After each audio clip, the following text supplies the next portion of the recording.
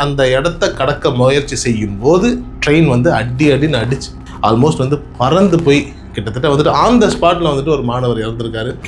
மிச்சம் இருக்கக்கூடிய 3 பேரும் வெவ்வேறு இடங்கள்ல போய் விழுந்திருக்கிறாங்க. 2-3 பிள்ளைங்க வந்துட்டு ட்ராக்கை தாண்டி வேற ஒரு வீட்டில் போய் கீழே விழுந்திருக்கு. அதை காப்பாற்றணும் அப்படின்னு சொல்லி 2-3 பேர்லாம் உள்ள போய் ஒருத்தர் போய் உள்ள போயிருக்காரு.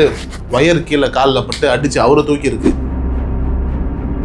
7:06க்கு சரியா வந்துட்டு கேட் மூடப்பட்டு தான் இருந்தது. மக்கள் ப்ரெஷர் பண்ணாங்க. வாகன ஓட்டிகள் குறிப்பா பைக்ல போறவங்க வந்துட்டு ப்ரெஷர் பண்ணதுனால அவர் என்ன பண்ணிட்டாரு, அவர் திறந்து விட்டுட்டாரு. பட் அது தவறுதான் அப்படின்னு சொல்றாரு. எந்த ஒரு கேட் கீப்பர் கிட்டயும் போயிட்டு சார் நீங்க திறங்க, எங்க பைக்கை நாங்க கொண்டுட்டு போயிடுறோம்னு சொல்லலாம் முடியாது. அப்போ சொல்ல முடியாது அப்படின்னும் போது அப்ப கேட்டு திறந்து தான் இருந்திருக்கும். மூடி இருக்கிறாங்கன்னு இவங்களுக்கு ஒரு பின் டிரான்ஸ்ஃபர் ஆகிருக்கு. ஆனா மக்கள் பார்க்கும்போது மூடலை அப்படின்னா அப்ப உண்மையிலேயே மூடலை. அந்த இடத்துல ஏதோ ஒரு ஸ்கேம் நடந்திருக்கு. அந்த வேன் ஓட்டுநர் லெஃப்ட் ரைட்டு பார்த்துருப்பாரு, பட் பார்க்கல. அதுதான் இந்த இடத்துல வந்துட்டு ஒரு மிகப்பெரிய ஒரு காமெடியான ஒரு விஷயமா இருக்குது. அது எப்படி சாத்தியம்? ஏன்னா ஒரு ட்ரெயின் வந்து அடித்த வேகத்தில் ஒரு உயிர் போகுது அப்படின்னா அப்போ அந்த ட்ரெயின் என்ன வேகத்தில் வந்திருக்கும்.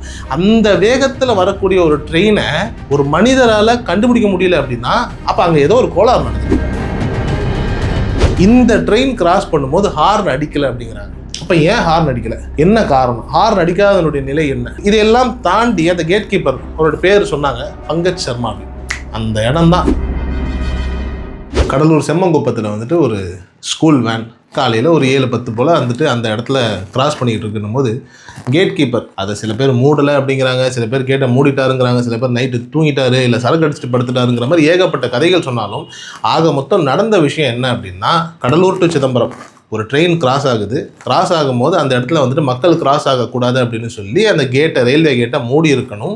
ஆனால் மூடலை. மாறாக மூடாமல் திறந்திருக்கும் பட்சத்தில் ஒரு ஸ்கூல் வேன் அந்த ரயில்வே ட்ராக்கை கடக்க முயற்சி செஞ்சு வித்தின் செகண்டில் வந்துட்டு ட்ரெயின் வந்து ஒரு அடிச்சு ஆல்மோஸ்ட் வந்துட்டு அதுக்குள்ளே அந்த வண்டிக்குள்ளே ஸ்கூல் வேனுக்குள்ளே கிட்டத்தட்ட வந்து 5 பேர் இருந்திருக்காங்க. 4 மாணவர்கள், ஒரு ஓட்டுநர். ஆன் த ஸ்பாட்டில் வந்துட்டு அடித்து தூக்கி கிட்டத்தட்ட நீங்கள் அந்த காட்சியை பார்த்தீங்கன்னா தெரியும். வேன் வந்துட்டு அப்பளம் மாதிரி நொறுங்கி ஒரு ஓரத்தில் அது பாட்டுக்கு கிடக்குது. அதுதான் மார்னிங் ஒரு 7 o'clock எனக்கு தெரிஞ்சு மோஸ்ட்டாக வந்துட்டு அந்த வேனுடைய டியூட்டி ஸ்டார்ட் ஆகிருக்கும். ஒரு 4 மாணவர்கள் தான் கிட்டத்தட்ட வந்துட்டு அந்த வேனில் வந்துட்டு 30லேருந்து 32 மாணவர்கள் இருக்கலாம் அப்படின்ற ஒரு அளவு இருந்துச்சுன்னா அதில் அப்போதைக்கு ஒரு 4 மாணவர்களை தான் ஏற்றிருக்கிறாங்க. அந்த 4 மாணவர்கள் ப்ளஸ் ஓட்டுநரோடு சேர்ந்து அந்த இடத்த கடக்க முயற்சி செய்யும் போது ட்ரெயின் வந்து அடின்னு அடிச்சு ஆல்மோஸ்ட் வந்து பறந்து போய் கிட்டத்தட்ட வந்துட்டு ஆன் த ஸ்பாட்டில் வந்துட்டு ஒரு மாணவர் இறந்துருக்காரு. மிச்சம் இருக்கக்கூடிய 3 பேரும் வெவ்வேறு இடங்களில் போய் விழுந்திருக்கிறாங்க, வெவ்வேறு வீடுகளில் போய் விழுந்திருக்காங்க. ஒரு முக்கியமான ஒரு விஷயம் என்ன அப்படின்னா, பக்கத்து வீடு, அதாவது நம்ம ரயில்வே தண்டவாளங்களுக்கு பக்கத்துலலாம் நிறைய வீடுகள் இருக்கும்ல, 2-3 பிள்ளைங்க வந்துட்டு ட்ராக்கை தாண்டி வேற ஒரு வீட்டில் போய் கீழே விழுந்திருக்கு. அதை காப்பாற்றணும் அப்படின்னு சொல்லி 2-3 பேர்லாம் உள்ளே போய் ஒருத்தர் போய் உள்ளே போயிருக்காரு. வயர் கீழே காலில் பட்டு அடித்து அவரை தூக்கி இருக்கு அப்படின்ற மாதிரி காலையிலேருந்தே ஒரு பரபரன்னு ஒரு சம்பவம். அண்மை காலமாகவே தமிழ்நாட்டினுடைய அமைதியின் நிலை குலைந்த மாதிரி ஏதாவது ஒரு சம்பவங்கள் நடந்துக்கிட்டு இருக்கு. அதனுடைய நிலை வந்து இவ்வளோ வீரியமாக இருக்கிறதுக்கான காரணம் வந்துட்டு ஊடகம் அதிகமாக பெருத்துட்டதுனால வந்துட்டு பயங்கரமாக வந்து நீங்கள் நானுன்னு சொல்லி எல்லாரும் அதை பற்றி பேசுகிறதுனால நிறைய சம்பவங்கள் நடக்கிற மாதிரி தெரியுதா, இல்லை உண்மையிலேயே அஜாக்கிரதை அப்படிங்கிற அந்த ஒரு விஷயமும் மெத்தன போக்கு அப்படிங்கிறதும் தமிழ்நாட்டில் அதிகமாக பெருகுனதுனால தான் ஒவ்வொரு சம்பவங்களாக தமிழ்நாட்டில் நடந்திருக்குதா அப்படின்னு சொல்லி நமக்கு தெரியல. இதையெல்லாம் தாண்டி விசாரணை நடக்குது, மக்கள் கொந்தளிக்கிறாங்க. பொதுவாக அங்கே இருக்கக்கூடிய மக்கள் வந்துட்டு அவங்க தான் உதவி செஞ்சுருக்காங்க, டக்குன்னு மீட்பு பணியை கூப்பிட்ருக்காங்க. மிச்சம் இருக்கக்கூடிய 3 குழந்தைகளே வந்துட்டு மருத்துவமனையில் கொண்டுட்டு போய் பாண்டிச்சேரி ஜிப்மரில் வந்துட்டு சேர்த்துருக்காங்க.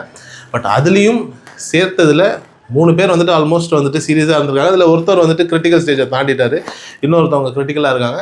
ஒரு மாணவி இப்போ இறந்துட்டாங்க. ஸோ இந்த விபத்தில் 5 பேர் பயணிச்சிருக்கக்கூடிய இந்த விபத்தில் வந்துட்டு 2 மாணவர்கள் உயிரிழந்துட்டாங்க. 2 பேருமே ஆல்மோஸ்ட் 11th ஸ்டாண்டர்ட், ஒரு 11வது வகுப்பு படிக்கக்கூடிய ஒரு மாணவர்கள். அவங்களுடைய கனவு என்னவாக இருக்கும், அடுத்த கட்டமாக நம்ம வாழ்க்கையில் என்ன பண்ணணும் அப்படிங்கிற அந்த ஒரு சிந்தனை என்னவாக இருக்கும், அவங்க பெற்றவங்களுடைய கனவு என்னவாக இருக்கும். ஸோ இவ்வளோ பெரிய ஒரு கனவை சுமந்துக்கிட்டு ஒரு வாகனம் அங்கே பயணிச்சுட்டு இருக்கும்போது அதை ஓட்டிய அந்த ஓட்டுநரும் சரி, அந்த கேட் கீப்பரும் சரி, எவ்வளோ கண்ணுங்கருத்தமாக அவங்களுடைய வேலைகளை பார்த்துருக்கணும் அப்படிங்கிறது தான் எங்கள் கேள்வியாக இருக்குது.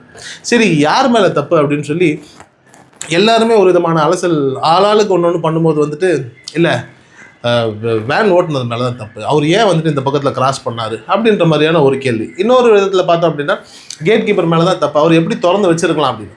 இதில் 2 விதமான விஷயங்கள் பேசுகிறாங்க. மக்கள் என்ன சொல்கிறாங்க அப்படின்னா வந்துட்டு கேட்டு திறந்து தான் இருந்தது, திறந்துருந்ததுனால தான் வேன்லேருந்து 2-3 பைக்கும் எல்லாமே கடந்து போயிருக்கிறாங்க. அதில் வந்துட்டு இந்த வேன் வந்துட்டு அடிபட்டிருக்கு அப்படின்னு ஒரு செய்தி. இதே வந்துட்டு அந்த ரயில்வே நிலையினுடைய மேலாளர் ஒருத்தர் வந்து பேசும்போது, மிஸ்டர் அன்பழகன் ஒருத்தர் வந்து பேசும்போது அவர் என்ன சொல்கிறார் அப்படின்னா வந்துட்டு, இல்லை 7:06க்கு சரியாக வந்துட்டு கேட் மூடப்பட்டு தான் இருந்தது. மக்கள் ப்ரெஷர் பண்ணாங்க, வாகன ஓட்டிகள் குறிப்பாக பைக்கில் போகிறவங்க வந்துட்டு ப்ரெஷர் பண்ணதுனால அவர் என்ன பண்ணிட்டாரு, அவர் திறந்து விட்டுட்டார். பட் அது தவறு தான் அப்படின்னு சொல்லி சொல்கிறார். ஒன்றும் இல்லை, இப்போ நாம் இங்கேருந்து வந்துட்டு நம்ம சென்னையில் இருக்கும்போது நீங்கள் வந்து குரோம்பேட் சரவணா இருக்கு இல்லையா, அதுக்கு பக்கத்துலேயே ஒரு ரயில்வே கேட் இருக்குது. இந்த மாதிரி அந்த ஸ்ட்ரக்சரில் நிறைய இடங்களில் ரயில்வே கேட் இருக்குது, அதை ஒட்டிய வீடுகளும் இருக்குது. இப்போ நாம் போனோம் அப்படின்னா அந்த ரயில்வே கேட்டை திறக்கும், நம்ம அதை கடந்து போகிறோங்கிற மாதிரியான ஒரு நிலைகள்லாம் இருக்குன்னு வைங்களேன். நீங்கள் அங்கே போய் பார்த்தீங்கன்னா தெரியும், என்ன தான் ரயில்வே கேட் போட்டிருந்தாலும் மக்கள் பயணிச்சுக்கிட்டே இருப்பாங்க. அதாவது மக்கள் நடந்து போய்ட்டுருப்பாங்க, நடக்கிறவங்க நடந்து போய்ட்டுருப்பாங்க. வாகன ஓட்டிகள் சைக்கிள் வச்சுருக்கிறவங்களோ பைக் வச்சுருக்கோம் என்ன பண்ணுவாங்க அப்படின்னா, முடிஞ்ச அளவுக்கு குனிஞ்சு இல்லை கீழே இறக்கி அந்த கேட்டிலேருந்து அப்படியே இறக்கி கிராஸ் பண்ணுற வழக்கம் இன்றளவும் இருக்குது. அது மக்கள் மீதுள்ள தப்பு தான், அது தவறான ஒரு செயல் தான் வைங்களேன். ஆனால் அப்படி போகிற எந்த மக்களுமே எந்த ஒரு கேட் கீப்பர்கிட்டையும் போய்ட்டு, சார் நீங்கள் திறங்க, எங்கள் பைக்கை நாங்கள் கொண்டுட்டு போயிடுறோன்னு சொல்லலாம் முடியாது. அப்படி ஒரு விஷயம் சாத்தியமே கிடையாது. ஏன்னா அப்படி சொன்னாலும் அவர் திறக்க மாட்டாருங்கிறது வேற ஒரு விஷயம் வைங்களேன். பட் ஆனால் மேட்ரு என்ன அப்படின்னா, மக்கள் போய் சொல்லக்கூடிய அந்த ஒரு லிபர்ட்டியே மக்களுக்கு இருக்காது. ஏன்னா அதுதான் யதார்த்தம். நீங்கள் அப்படி டக்குன்னுலாம் போய் சொல்லிட முடியாது. அப்போ சொல்ல முடியாது அப்படின்னும் போது அப்போ கேட்டு திறந்து தான் இருந்திருக்கும். கேட் ஏன் திறந்து இருந்துச்சு? அப்போ வந்துட்டு அந்த உரிய நபர் வரலையா, இல்லை நைட்டில் தூங்கிட்டாரா, இல்லை நிறைய பேர் என்ன சொல்கிறாங்க அப்படின்னா நைட்டில் அவர் சரக்கு அடிச்சுட்டு தூங்கிட்டாரு அப்படின்னு ஒரு செய்தி. இன்னொரு செய்தி என்ன சொல்கிறாங்க அப்படின்னா, அதிகமாக ஃபோன் பயன்பாட்டிலே இருப்பார் அவர், அதனால் அவருக்கு என்ன நடந்துச்சுன்னே தெரியல அப்படிங்கிற மாதிரியான அந்த ஒரு செய்தி. ஆனால் அதே ரயில்வே மேலாளர் என்ன சொல்கிறார் அப்படின்னா, இல்லை கேட்டு க்ளோசிங்கான இன்ஃபர்மேஷன் வந்தது, கேட்டை க்ளோஸ் பண்ணிட்டாங்கன்ற பின்னை வந்துட்டு நாங்கள் ட்ரான்ஸ்ஃபர் பண்ணிக்கிட்டோம், ஸோ கேட் மூடப்பட்டது.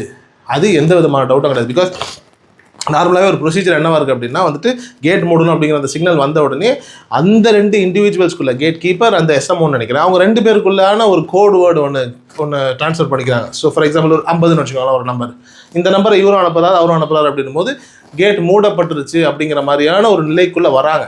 அப்போது மூடி இருக்கிறாங்க கேட்டை, நிச்சயமாக மூடினதுக்கப்புறம் திருப்பி திறக்க முடியாது. அப்போது மூடி இருக்கிறாங்கன்னு இவங்களுக்கு ஒரு பின் டிரான்ஸ்ஃபர் ஆகிருக்கு, ஆனால் மக்கள் பார்க்கும்போது மூடலை அப்படின்னா அப்போ உண்மையிலேயே மூடலை, அந்த இடத்துல ஏதோ ஒரு ஸ்கேம் நடந்திருக்கு அப்படி தான் நம்ம எடுத்துக்கணும். ஏன்னா மூடனை கேட்டை திருப்பி மக்கள் சொல்கிறாங்க அப்படின்னு எல்லாம் திறக்கிற அளவுக்குலாம் எந்த ஒரு கேட் கீப்பரும் இன்றைக்கி இல்லை. இதை குறிப்பாக வந்துட்டு ஏதோ ஒரு இடத்துல வந்து நம்ம சொல்ல முடியல, சினிமாலலாம் காட்டுற மாதிரி டவுன் சவுத்தில் எங்கேயாவது ஹரி படத்துலலாம் பார்த்தீங்கன்னா முக்கியமான ஒரு சம்பவத்தில் வந்து டக்குன்னு வந்துட்டு கேட்ட திறங்க அப்படின்னா அங்கே ஒரு பெரிய ஊர் தலைவர் யாராவது ஒருத்தர் வருவார், டக்குன்னு வந்துட்டு கேட்ட திறங்க அப்படின்னா அவங்க டக்குன்னு அவங்களுக்குன்னு சலுகைகளாக திறந்து விடுவாங்க, ஒரு டக்குன்னு ஒன்று போவோம். இப்படி சில காட்சிகள்லாம் பார்த்துட்டு போனீங்களேன், எங்கேயாவது ஒரு இடத்துல நடக்கலாம். அதுவும் அதை நல்லா கவனித்து பார்த்தோம் அப்படின்னா அந்த கேட் கீப்பர்லேருந்து அந்த சம்மந்தப்பட்ட எல்லாருமே ஒரு சமூகம் சார்ந்த மனிதர்கள் மாதிரி அந்த படத்தில் காட்டுவாங்கன்னு வைங்களேன். அது மாதிரி வந்துட்டு நம்ம தமிழ் ஆட்கள் யாராவது ஒருத்தவங்க ஏதாவது ஒரு வேலை செய்வாங்க, எனக்கு மச்சான் ஆதரவாக இருக்கட்டே நம்ம தொண்டை அந்த ஒரு மீட்டரில் தான் இருக்குமே தவிர்த்து டக்குன்னு நீங்கள் யாரும் போய் வந்துட்டு ஒரு கேட் கீப்பர்கிட்ட சொல்லி திறங்க நாங்கள் மக்கள் போனோம் அப்படின்னு சொல்லி காமனாக மக்களுக்கு யாரும் திறந்து விட மாட்டாங்க. ஒரு இன்ஃப்ளூயன்ஷியலாக இருக்கக்கூடிய யாராவது ஒரு ஆளுக்கு இப்படி ஒரு விஷயம் நடந்திருக்கலாம், காமன் பீப்புள் சொல்லி ஒரு கேட் கீப்பர் திறந்து இருக்கிறதுக்கான சாத்தியங்களே இல்லை. அப்போ அப்படின்னு இருக்கும்போது கேட் கீப்பர் திறந்து தான் வச்சிருப்பதற்கான வாய்ப்புகள் அதிகம். சரி, இதெல்லாம் தாண்டி வந்துட்டு அந்த வேன் ஓட்டுநர், இப்போது பொதுவாக வந்துட்டு நாம் இங்கேருந்து வந்து ஒரு இடத்த கடக்கிறோம், ரயில்வே கேட்டை கடக்கிறோம் அப்படின்னா எவ்வளோ பெரிய ஆளாக இருந்தாலுங்க லெஃப்ட் ரைட் பார்ப்போம், அதுதான் யதார்த்தம். அப்படியே மெத்தனை போக்கில் யாருமே ரயில்வே கேட்டை கிராஸ் பண்ணிட மாட்டோம் திறந்துருந்தாலே. ஏன்னா நம்ம இந்தியாவில் இருக்கோம் அப்படிங்கிறதுனால ரயில்வே கேட் திறந்தே இருந்தாலும் நம்ம என்ன பண்ணுவோம், ஒரு தடவைக்கு 2 தடவை செக் பண்ணிட்டு போவோம் லெஃப்ட் அண்ட் ரைட் ஏதாவது வருது அப்படின்னு. ஏன்னா நம்ம நாட்டை நம்ப முடியாது, எப்போ எங்கேருந்து வருவான்னு தெரியாது, இவங்க திறக்கிறானுங்களா திறக்கலையானு தெரியாது, பார்த்துட்டு போவோங்கிற மனநிலை தான் இன்னைக்கு எல்லா மக்களுக்குமே உண்டு. கரெக்டாக? அப்படி இருக்கும்போது ஒரு கேட்டை திறந்தே இருக்குன்னு வச்சுக்கோங்களேன், நிச்சயமாக அந்த வேன் ஓட்டுநர் லெஃப்ட் ரைட்டு பார்த்துருப்பாரு, பட் பார்க்கல. அதுதான் இந்த இடத்துல வந்துட்டு ஒரு மிகப்பெரிய ஒரு காமெடியான ஒரு விஷயமா இருக்குது. அது எப்படி சாத்தியம்? ஏன்னா ஒரு ட்ரெயின் வந்து அடித்த வேகத்தில் ஒரு உயிர் போகுது அப்படின்னா அப்போ அந்த ட்ரெயின் என்ன வேகத்தில் வந்திருக்கணும், அந்த வேகத்தில் வரக்கூடிய ஒரு ட்ரெயினை ஒரு மனிதரால் கண்டுபிடிக்க முடியல அப்படின்னா அப்போ அங்கே ஏதோ ஒரு கோளாறு நடந்திருக்கு. அவர் பார்க்கல அப்படின்னா அதுதான் அங்கே மிகப்பெரிய ஒரு யதார்த்தம் இல்லாத ஒரு ஸ்டேட்மெண்ட்டாக இருக்குது. ஏன்னா அவ்வளோ வேகமாக வரக்கூடிய ட்ரெயினை நீங்கள் பார்க்காம கடக்கவே முடியாது. அப்படின்னா என்ன அர்த்தம் அப்படின்னா, நீங்கள் தப்பு பண்ணிட்டீங்க, நான் டக்குன்னு உள்ளே வந்துட்டேன், உள்ளே வந்து பார்த்தோன்னே ட்ரெயினை பார்த்துட்டேன், பயந்துட்டேன், அடிச்சிருச்சு, இது ஓகே, இந்த ஸ்டேட்மெண்ட் ஓகே. பட் நான் ட்ரெயினையே பார்க்கல, ஆனால் நான் கடக்கும்போது ட்ரெயின் வந்து அடிச்சிருச்சு அப்படின்னு சொல்லி அந்த வேன் ஓட்டுறனுடைய ஸ்டேட்மெண்ட் இருக்கு இல்லையா, அது கொஞ்சம் ஏட்டுக்கு உதவாத ஒரு ஸ்டேட்மெண்ட்டாக இருக்குது. இதையெல்லாம் தாண்டி அந்த ட்ரெயின் தரப்புலேருந்து இன்னொரு தப்பாக பார்க்கப்படுறது என்ன அப்படின்னா, எப்போவுமே பொதுவாக வந்துட்டு ஒரு ட்ரெயின் வந்து குறிப்பாக ஒரு ஜங்ஷன் விட்டு ஒரு ஜங்ஷன் அதுலேயே வந்துட்டு கேட் போடப்பட்ட இடங்களை கிராஸ் பண்ணும்போது ஹார்ன் அடிக்கணுங்கிறது தான் ரூல்ஸ். நிச்சயமாக வந்துட்டு நம்ம எல்லா இடத்துலையும் கவனிச்சிருப்போம், ஹார்ன் பிச்சுக்கிட்டு போவோம். இந்த ட்ரெயின் கிராஸ் பண்ணும்போது ஹார்ன் அடிக்கலை அப்படிங்கிறாங்க. அப்போ ஏன் ஹார்ன் அடிக்கலை, என்ன காரணம், ஹார்ன் அடிக்காதனுடைய நிலை என்ன? அப்போது வாகன ஓட்டுநர், அதாவது வேன் ஓட்டுநர் சொல்கிறார் ஹார்ன் அடிக்கவே இல்லை. ஹார்ன் அடிக்கலைங்கிறது வந்துட்டு நம்ம ஏற்றுக்கலாம், ஹார்ன் அடிக்கல அதனால் எனக்கு கேட்கல அதனால் நான் பார்க்கல அப்படின்னு. ஆனால் இருந்தாலும் இவ்வளோ வேகமாக வர்ற வண்டியை நீங்கள் ஹார்னே அடிக்கலைன்னா கூட திரும்பி பார்த்துருக்கணுங்கிற அந்த ஒரு ஸ்டேட்மெண்ட்டும் இந்த இடத்துல இருக்குது அப்படிங்கிறது தான் இங்கே யதார்த்தமான உண்மை. ஸோ இப்படி இருக்கும்போது சில பேருடைய அஜாக்கிரதை, இப்போ நம்ம ஒரு ஆளை மட்டும் இங்கே சொல்ல முடியாது, சில பேருடைய அஜாக்கிரதையால் கிட்டத்தட்ட 2 உயிர்கள் வாழ்க்கையில் அடுத்த கட்டத்தில் வந்துட்டு அது டாக்டராகவோ இன்ஜினியராகவோ ஒரு மிகப்பெரிய ஒரு உயரத்தை அடையணுன்ற அந்த கனவோடு இருக்கக்கூடிய 2 பிள்ளைகள் தவறிட்டாங்க. இது ஒரு மிகப்பெரிய ஒரு அவலமான ஒரு நிலை. அது மக்களில் சொன்னாலும் சரி, இல்லை அந்த கேட் கீப்பரை சொன்னாலும் சரி. இதையெல்லாம் தாண்டி அந்த கேட் கீப்பர் அவரோட பேர் சொன்னாங்க பங்கஜ் சர்மா அப்படின்னு. அந்த இடம் தான் அண்மை காலமாக தமிழ்நாட்டில் வந்துட்டு வடக்கர்கள் அதிகமாக வந்துட்டாங்க, வடக்கர்களுடைய அட்டுழியங்கள் தாங்க முடியல, இப்படி நம்ம ஏகப்பட்ட விஷயங்கள் சொல்லிகிட்டு இருக்கோம். ஆனால் ஒரு கேட் கீப்பர் அந்த வேலையை பண்ணிகிட்டு இருக்கக்கூடிய ஒருத்தர், அவரும் வடக்கர்கள் வரலாமா, வேலை செய்யலாமா, இது சரியா தவறா, அதெல்லாம் 2ஆம் பட்சம். ஆனால் இங்கே தமிழ்நாட்டில் இருக்கிறவனுக்கு எவ்வளோ வேலைகளை வந்துட்டு நீங்கள் கொடுக்கணும்னா கொடுக்கலாம். ஏன்னா மொழி ரீதியாக வந்துட்டு ஒரு விஷயத்தை கம்யூனிகேட் பண்ண முடியும். இன்றைக்கி நீங்கள் பேங்க்குக்கு போனீங்க அப்படின்னா கூட தமிழ் அவ்வளோ ஈஸியாக கம்யூனிகேட் பண்ணி ஒரு வேலையை நீங்கள் அங்கெல்லாம் வாங்கிட முடியாது. தமிழ், அதாவது ஆங்கிலம் தெரியாத மனிதர்கள் ரொம்ப சிரமப்படுற மாதிரி இருக்கும். அப்படி இருக்கும்போது இந்த ஒரு விஷயம், ஒரு கேட் கீப்பர் இருக்கிறாரு, அவருக்கு வந்துட்டு ஹிந்தி மட்டும் தான் தெரியும். கண்டிப்பாக பங்கஜ் சர்மானு போது நமக்கு பேரே தெரியும், ஹிந்தி மட்டும் தான் தெரியணும், தமிழ் கொஞ்சம் கொஞ்சம் தெரியணும் போது அவரை அந்த இடத்துல ஒரு வேலைக்கு நம்ம விட்டு வச்சுருக்கோம். சரி, அவர்கிட்ட யார் பேசினா, அவருக்கு திருப்பி பேசினா என்ன புரியும், நம்ம மக்களினுடைய பாஷை புரிஞ்ச ஒரு நபர் தானா, இப்படிங்கிற ஒரு கேள்வி எல்லாமும் இருக்குது இல்லையா? இப்படி ஏகப்பட்ட குழப்பங்கள் இருக்கக்கூடிய இந்த ஒரு இடத்துல என்ன தான் நம்ம பேசினாலும் 2 உயிர்கள் பலியாயிடுச்சுங்கிறது மட்டும்தான் நிதர்சனமான உண்மை. அதிலிருந்து மீட்டு கொண்டுட்டு வர்றது தான் இங்கே மிகப்பெரிய ஒரு விஷயமா இருக்குது. இப்போ முதல்வர் அவர்கள் வந்துட்டு ஒரு 5 லட்ச ரூபா, இப்போ ரயில்வே தரப்புலேருந்து ஒரு 5 லட்ச ரூபா வந்துட்டு நிவாரணம் சொல்கிறாங்க. அடிப்பட்டவங்களுக்கு, பலத்த அடிப்பட்டவங்களுக்கு 2 லட்சம், சின்னதாக அடிப்பட்டவங்களுக்கு 50,000. பணம் ஈடாகாதுங்க, எந்த ஒரு உயிருக்கும் பணம் ஈடாகாது. அது ஏர் இண்டியாவில் கொடுத்த 1 கோடி 2 கோடியாக இருக்கட்டும், இல்லை இப்போ கொடுக்குற 5 லட்சம் 6 லட்சமாக இருக்கட்டும், பணம் ஈடாகாது. ஆனால் மேட்ரு என்ன அப்படின்னா, தமிழ்நாட்டை பொறுத்த வரைக்கும் அண்மை காலமாக நிறைய அஜாக்கிரதையான சம்பவங்கள் நடந்துக்கிட்டே இருக்குது. அது அரசு தரப்புலேருந்தும் இருக்குது, அரசு அதிகாரிகள் தரப்புலேருந்தும் இருக்குது. அப்போ இங்கே சுற்றி என்னவாக இருக்கணும் அப்படின்னா, மக்கள் நாம தான் ஒவ்வொரு இடத்துலையும் ரொம்ப ரொம்ப ஜாக்கிரதையாக, ரொம்ப ஒவ்வொரு ஸ்டெப்பையும் ஜாக்கிரதையாக பார்த்து வைக்க வேண்டிய ஒரு இடத்துல இருக்குங்கிறது தான் இந்த சம்பவம் திரும்ப நமக்கு காட்டுது. இதெல்லாம் தாண்டி அந்த வேன் ஓட்டுநர் வந்துட்டு எனக்கு சவுண்டே கேட்கல, எனக்கு வந்துட்டு நான் வண்டியே பார்க்கலாம், உள்ளே நுழையிறதுக்கு முன்னாடி கண்டிப்பாக பார்த்துருக்கணும். ஏன்னா நம்ம இந்தியாவில் இருக்கோம்.